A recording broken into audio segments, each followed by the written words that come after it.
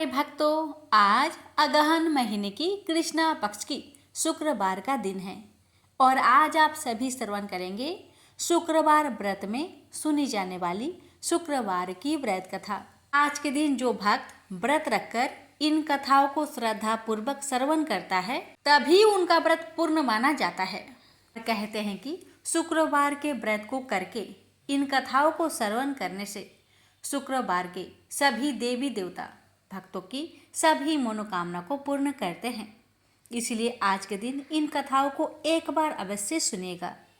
तो पहले श्रवण करते हैं अन्नपूर्णा माता की कथा। एक समय की बात है, काशी निवासी धनंजय की पत्नी का नाम सुलक्षणा था। उसे अन्य सब सुख प्राप्त थे, केवल निर्धनता ही उसके दुख का एकमात्र कारण थी। यह दुख उसे हर समय सताता रहता था। एक दिन सुलक्षणा पति से बोली, स्वामी आप कुछ उद्यम करो तो काम चले। इस प्रकार कब तक काम चलेगा? सुलक्षणा की बात धनंजय के मन में बैठ गई और वह उसी दिन विश्वनाथ शंकर जी को प्रसन्न करने के लिए बैठ गया और कहने लगा, हे देवाधिदेव विश्वेश्वर, मुझे पूजा पाठ कुछ नहीं आता है, केवल आपके भरोसे बैठा हूँ। इतनी विनती करके वह 2-3 दिन भूखा प्यासा बैठा रहा। यह देखकर भगवान शंकर ने उसके कान में अन्नपूर्णा अन्नपूर्णा अन्नपूर्णा इस प्रकार 3 बार कहा। यह कौन क्या कह गया? इसी सोच में धनंजय पड़ गया कि मंदिर से आते ब्राह्मणों को देखकर पूछने लगा, पंडित जी अन्नपूर्णा कौन है? ब्राह्मणों ने कहा, तू अन्न छोड़कर बैठा है, सो तुझे अन्न की बात सूझती है, जा घर जाकर अन्न ग्रहण कर। धनंजय घर गया, स्त्री से सारी बात कही। वह बोली, नाथ चिंता मत करो, स्वयं शंकर जी ने यह मंत्र दिया है, वे स्वयं ही खुलासा करेंगे, आप फिर जाकर उनकी आराधना करो। धनंजय फिर जैसा कि तैसा पूजा में बैठ गया। रात्रि में शंकर जी ने आज्ञा दी और कहा, तू पूर्व दिशा में चला जा, वहां अन्नपूर्णा का नाम जपता जाता और रास्ते में फल खाता, झरनों का पानी पीता जाता। इस प्रकार कितने ही दिनों तक चलता गया। वहां उसे चांदी सी चमकती वन की शोभा देखने में आई। सुंदर सरोवर देखने में या उनके किनारे कितनी ही अप्सराएं झुंड बनाए बैठी थी। एक कथा सुनाती और सब मिलकर माँ अन्नपूर्णा इस प्रकार बार बार कहती थी। यह अगहन मास की उजेली रात्रि थी और आज से ही व्रत का प्रारंभ था। जिस शब्द की खोज करने वह निकला था वह उसे वहां सुनने को मिला। धनंजय ने उसके पास जाकर पूछा, हे देवियों, आप यहाँ क्या करती हो? उन सब ने कहा, हम माँ अन्नपूर्णा का व्रत करती हैं। धनंजय ने पूछा, व्रत पूजा करने से क्या होता है? यह किसी ने किया भी है? इसे कब किया जाए? कैसा व्रत है और कैसी विधि है? मुझसे भी विस्तार से बताओ। वे कहने लगी, इस व्रत को सब कोई कर सकते हैं। 21 दिन तक के लिए 21 गांठ का सूत लेना चाहिए। 21 दिन यानी न बने तो 1 दिन उपवास करे, या भी न बने तो केवल कथा सुनकर प्रसाद ले। निराहार रहकर कथा कहे, कथा सुनने वाला कोई न मिले तो पीपल के पत्तों को रख, सोपाड़ी या घृत कुमारी वृक्ष को सामने कर, दीपक को साक्षी कर, सूर्य गाय तुलसी या महादेव को बिना कथा सुनाए मुख में दाना न डाले। यदि भूल से कुछ पड़ जाए तो 1 दिवस फिर उपवास करे। व्रत के दिन क्रोध न करे और झूठ ना बोले। धनंजय बोला, इस व्रत के करने से क्या होगा? वे कहने लगी, इसके करने से अंधों को नेत्र मिले, लुल्लू को हाथ मिले, निर्धन के घर धन आए, बाझिन को संतान मिले, मूर्ख को विद्या आए। जो जिस कामना से व्रत करे माँ उसकी इच्छा पूरी करती है। वह कहने लगा, बहनों, मेरे पास भी धन नहीं है, विद्या नहीं है, कुछ भी तो नहीं है। मैं तो दुखिया ब्राह्मण हूँ, मुझे इस व्रत का सूत दोगी? हाँ भाई, तेरा कल्याण हो, हम तुम्हें अवश्य देंगे। ले इस व्रत का मंगल सूत्र ले। धनंजय ने व्रत किया। व्रत पूरा हुआ तभी सरोवर में से 21 खंड की स्वर्ण सीढ़ी हीरा मोती जड़ी हुई प्रकट हुई। धनंजय अन्नपूर्णा अन्नपूर्णा कहता जाता था। इस प्रकार कितनी ही सीढ़ियां उतर गया तो क्या देखता है कि करोड़ों सूर्य से प्रकाशमान अन्नपूर्णा का मंदिर है। उसके सामने स्वर्ण सिंहासन पर माता अन्नपूर्णा विराजमान है। सामने भिक्षा हेतु शंकर भगवान खड़े हैं। देवांगनाएं चवर डुलाती है। कितनी ही हथियार बांधे पहरा देती है। धनंजय दौड़कर जगदम्बा के चरणों में गिर गया। देवी उसके मन का कलेश जान गई। धनंजय कहने लगा, माता, आप तो अंतर्यामी हो, आपको अपनी दशा क्या बताऊं? माता बोली, मेरा व्रत किया है, जा, संसार तेरा सत्कार करेगा। माता ने धनंजय की जिह्वा पर बीज मंत्र लिख दिया। अब तो उसके रोम रोम में विद्या प्रकट हो गई। इतने में क्या देखता है कि वह काशी विश्वनाथ के मंदिर में खड़ा है। माँ का वरदान ले धनंजय घर आया। सुलक्षणा से सब बात कही। माता जी की कृपा से उसके घर में संपत्ति उमड़ने लगी। छोटा सा घर बहुत बड़ा गिना जाने लगा। जैसे शहद के छत्तों में मक्खियां जमा होती है, उसी प्रकार अनेक सगे संबंधी आकर उसकी बड़ाई करने लगे। कहने लगे, इतना धन और इतना बड़ा घर, सुंदर संतान नहीं हो तो इस कमाई का कौन भोग करेगा? सुलक्षणा से संतान नहीं है, इसलिए तुम दूसरा विवाह करो। अनिच्छा होते हुए भी धनंजय को दूसरा विवाह करना पड़ा और सुलक्षणा को सौत का दुख उठाना पड़ा। इस प्रकार दिन बीतते गए और अगहन मास आया। नए बंधन से बंधे पति से सुलक्षणा ने कहलाया कि हम व्रत के प्रभाव से सुखी हुए हैं, इस कारण यह व्रत छोड़ना नहीं चाहिए। यह माता जी का प्रताप है जो हम इतने संपन्न और सुखी हैं। सुलक्षणा की बात सुन धनंजय उसके यहाँ आया और व्रत में बैठ गया। नई बहू को इस व्रत की खबर नहीं थी। वह धनंजय की आने की राह देख रही थी।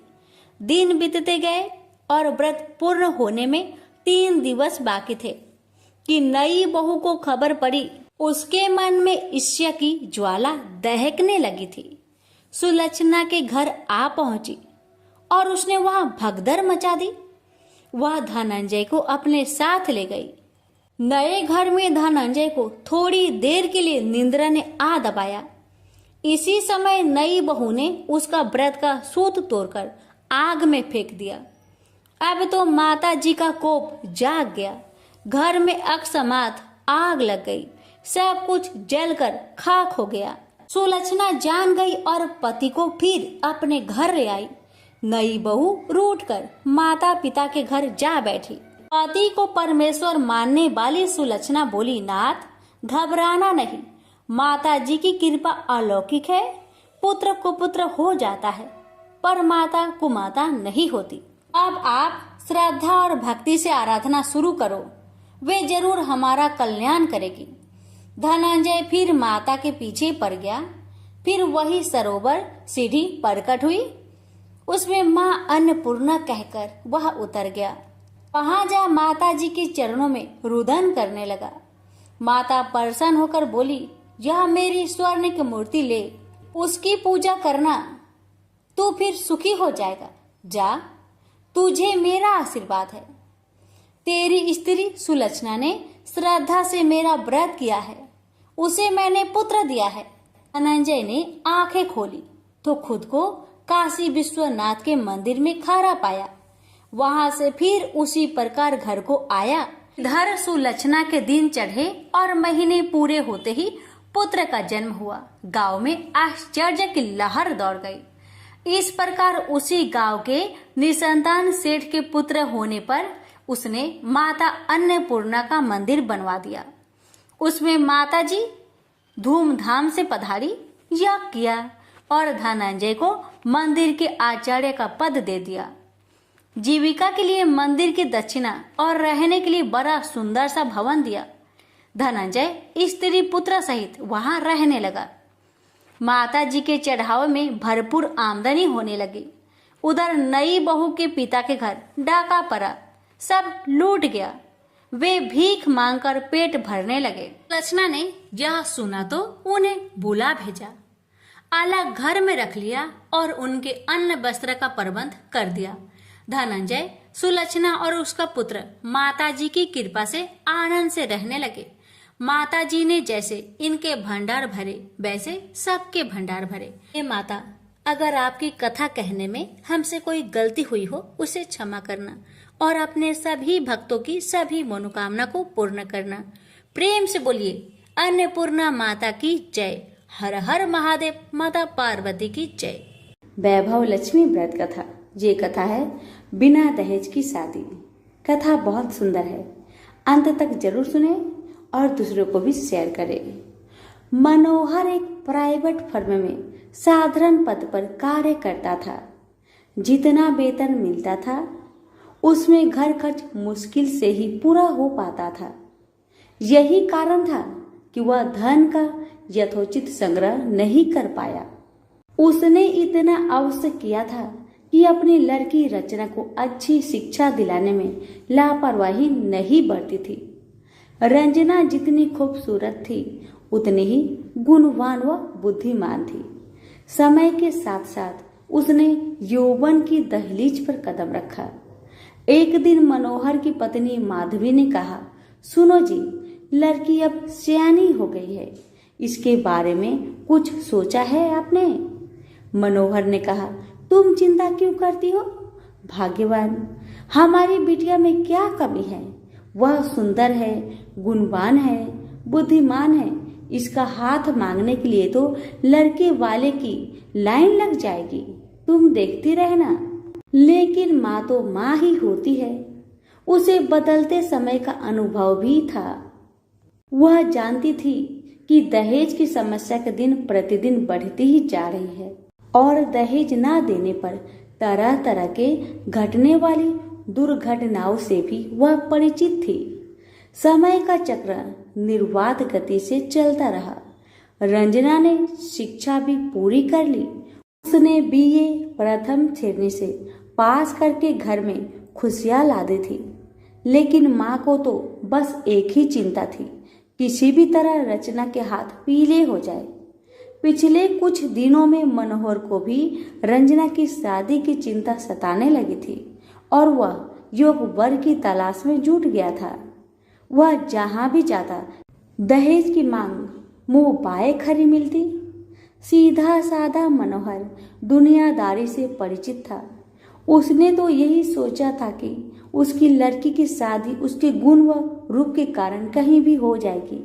लेकिन जब वास्तविकता सामने आई तो वह भी हताश हो गया। एक दिन मनोहर ऑफिस में अपनी सीट पर मुंह लटकाए बैठा था। तभी उसकी सहकर्मी धन सिंह उसके पास आया और पूछा, मनोहर क्या बात है, मुंह लटकाए क्यों बैठे हो? सब कुछ ठीक ठाक तो है ना? मनोहर ने अपनी सारी समस्या उसके सामने रखी तो वह बोला, आजकल माँ वैभव लक्ष्मी के काफी चमत्कार सुनने में आ रहे हैं। चारों तरफ उन्हीं की जय जयकार हो रही है। सुना है माँ वैभव लक्ष्मी हर समस्या का समाधान चुटकियों में ही कर देती है।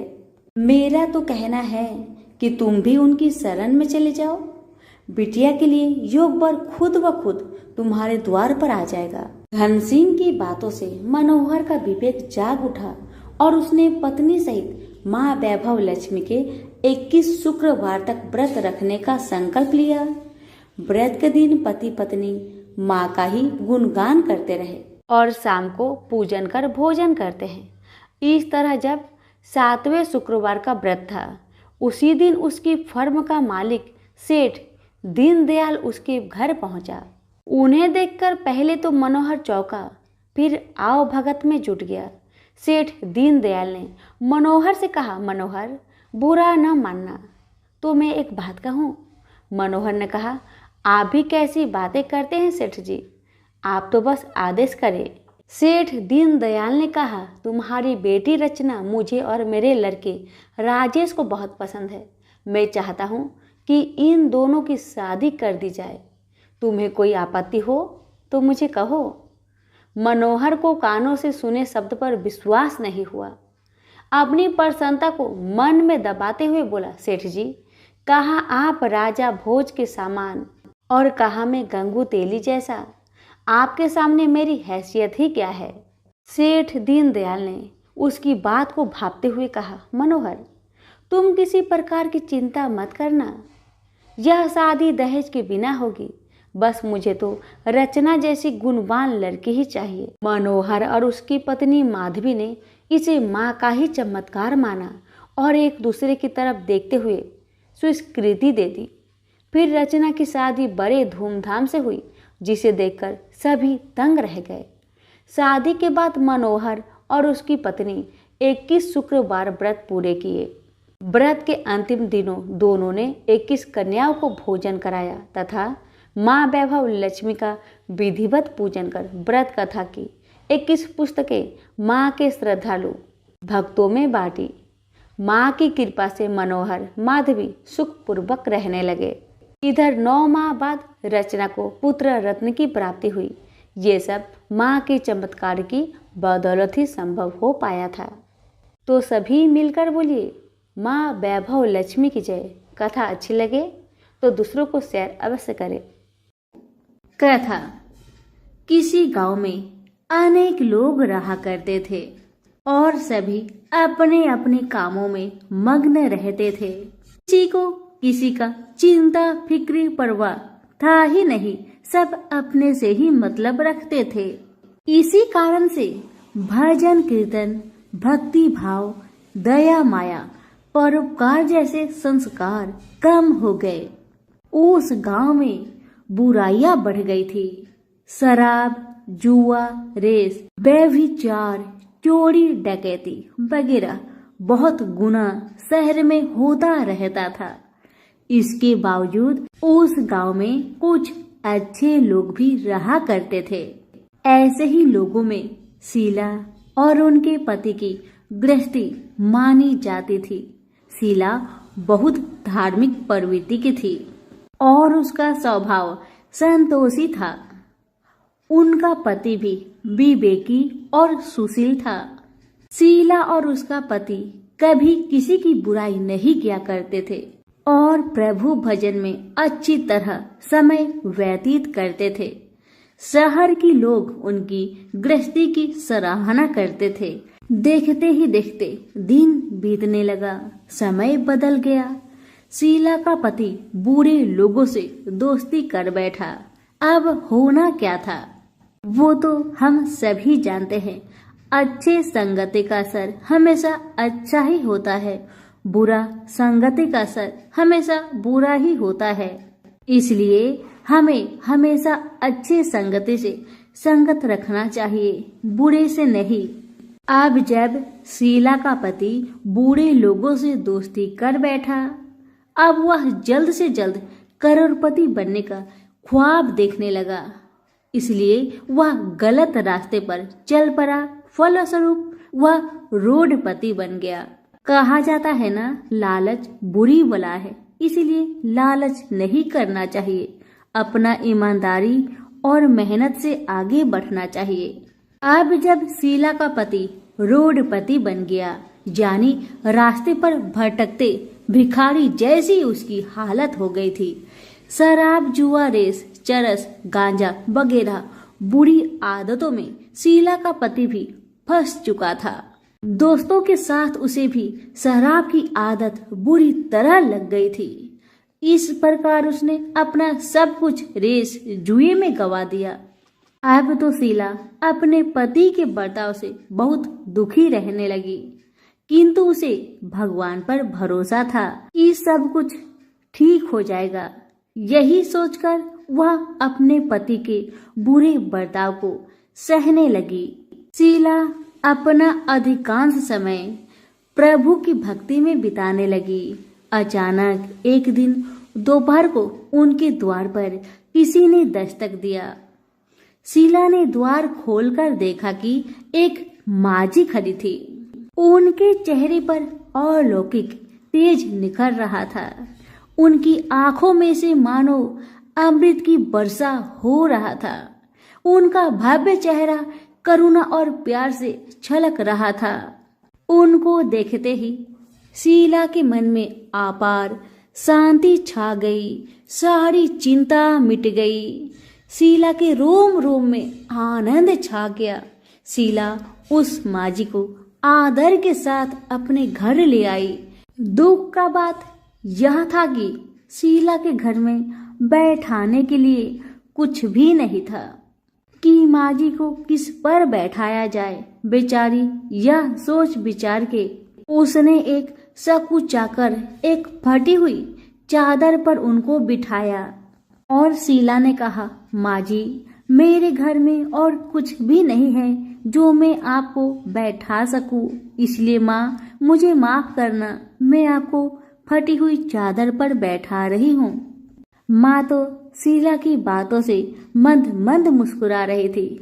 माँ तो शीला की हर कहानी को जानती थी कि उसका पति उसके साथ कैसा व्यवहार कर रहा है। बेचारी कितने दुख में है। शीला के बातें सुन माँ जी प्रेम भरी शब्दों से बोली, शीला, क्यों मुझे तुमने पहचाना नहीं? हर शुक्रवार को लक्ष्मी जी के मंदिर में भजन कीर्तन के समय मैं ही तो वहाँ आती हूँ। इसके बावजूद शीला कुछ नहीं समझ पा रही थी। फिर माँ जी ने कहा, तुम बहुत दिनों से मंदिर नहीं आ रही हो, अतः मैंने सोचा चलो मैं ही देख लेती हूँ। माँ जी के अति प्रेम भरे शब्दों से शीला का हृदय पिघल गया। उसकी आंखों में आंसू आ गए और वह बिलख बिलख कर जोर जोर से रोने लगी। शीला को रोते देखकर माँ जी ने कहा, बेटी, सुख और दुख तो धूप और छाव जैसे होते हैं। धैर्य रखो बेटी, धैर्य रखो। और तुझे क्या परेशानी है, मुझे सारी परेशानी बता दे। माँ जी के व्यवहार से शीला को काफी संबल मिला और सुख की आस में उसने माँ जी को अपनी सारी दुख की कहानी सुना दी। कहानी सुनकर माँ जी ने कहा, कर्म की गति न्यारी होती है। हर इंसान को अपने कर्म भुगतने ही पड़ते हैं। इसलिए बेटी तू चिंता मत कर, अब तू कर्म भुगत चुकी है।